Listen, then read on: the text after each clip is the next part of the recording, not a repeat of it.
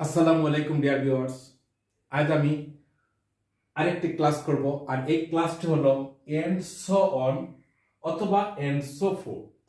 এই and so on এবং and so fourth এগুলোর প্রথমে আমরা জেনে নিতে পারি এগুলোর অর্থটা কি। আসলে এগুলোর অর্থ হচ্ছে প্রথম বলি ইত্যাদি ইত্যাদি অথবা এবং তাই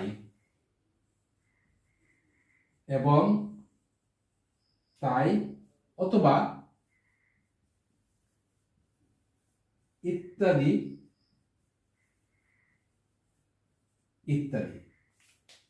এন্ড সো অন এবং এন্ড সো ফোর্থ এর অর্থটা হচ্ছে ইত্যাদি এবং তাই অথবা ইত্যাদি ইত্যাদি। আমরা অনেক সময় কিছু জিনিসের জন্য যখন বর্ণনা করি যে আমি একটা বই কিনেছি, একটা পেন্সিল কিনেছি এবং এন্ড সো অন ইত্যাদি ইত্যাদি, ঠিক এই ধরনের অর্থ প্রকাশ করতেই আমরা এন্ড সো অন অথবা এন্ড সো ফোর্থ ব্যবহার করতে পারি। আমি একটু উদাহরণের মধ্য দিয়ে তা দেখিয়ে দিচ্ছি। যেমন আমি বললাম I bought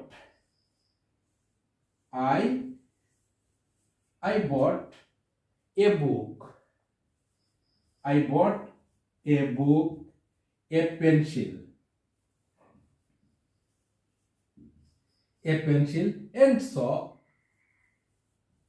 and so on।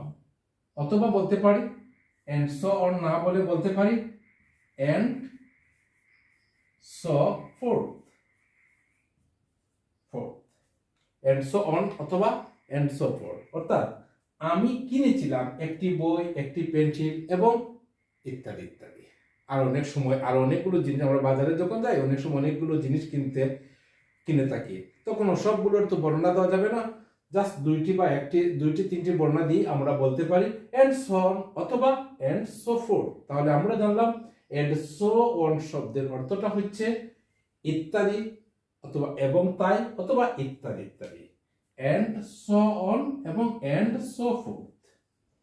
তাহলে আশা করি আপনারা বুঝতে পারছেন যে কিভাবে and so on এবং and so forth ব্যবহার করতে হয়। আজ এখানেই, ধন্যবাদ সবাইকে। আসসালামু আলাইকুম।